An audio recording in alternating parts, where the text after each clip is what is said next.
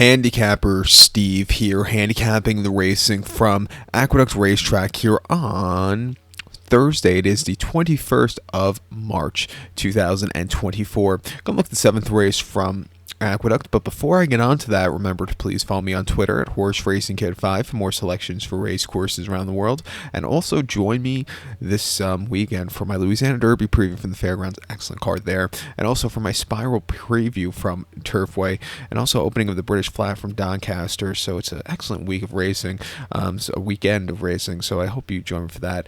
As the next few weekends go on, the racing really starts to heat up again until that first Saturday of May. Then the racing really goes slows down, but I'm just kidding. But it's going to be a good spring this year. So let's look at the 7th race from Aqueduct, the first race of spring. One thing I don't like, though, is in 2 weeks we'll be starting turf racing here in New York. It's going to be about 4 weeks until we start turf racing here in New York, so that's a little upsetting.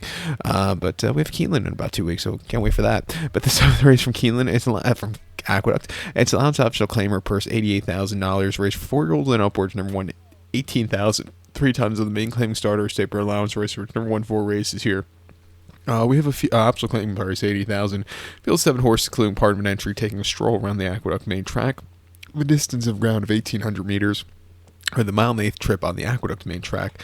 Gonna take the 2 horse Olympic Dreams as the top selection. 2-4-1-6 for me in the superfecta. 2-4-1-6 super. Top selection 2 horse Olympic Dreams is Fibro Gallon by Medaglia d'Oro. Patrick Quick trains. Trevor McCarthy gets to mount. The horse's most recent outing came the 23rd of February at Aqueduct, a mile and optional lady claimer, and the horse finished second by 5 lengths. He lost to law professor 2 starts in a row, who's not actually running this race today. Pardon me, I can't speak, but a little tongue tied. This horse, he sat on the front and he kind of weak and late, but he just wants to go a mile and eighth. Let him go a mile and eighth today. Back to Aqueduct, where he likes to go in 2 turns, especially. I'm gonna give him a shot to win against his open company. 2 back and optional 80 on the slop, mile and eighth, 26th of January. He finished 3rd by 3.5 lengths that day, and he had a very bumpy trip. He was very wide throughout. It's okay to be wide on a sloppy track at Aqueduct, but he just never really got going that day. And the 7th of January on the slop at Aqueduct, mile and eighth, op 6-2. He won by 2.25 lengths. And he had a bit of a wide poster. He left to get good position. He was a little bit wide around the turns, but when he had the turn of foot, he flew home clear late. That was a very good, strong run. I actually won 2 in a row. Won here on the 30th of November, going mile 3/16 in the launch race for 90K. He won by a neck that day, grinding it out to the wire. Very, very good run. Like I said, he likes this trip of a mile and eighth. He's 6 for 3 on it. Actually won a very nice state bred lounge race at the Spa last summer. Second of Luxby's going a mile and eighth off the bench, winning by 3/4 length, grinding it out to the wire. Very good run.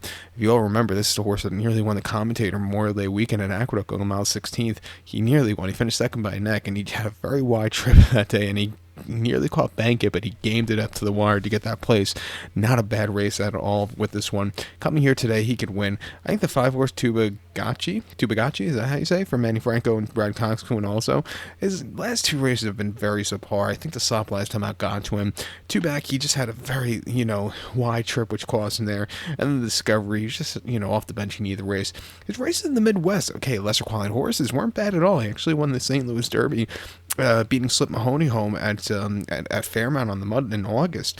Coming here today, it's raining quite well since the last race. We're going to get some wet weather Wednesday into Thursday, but the track should be dry by post time.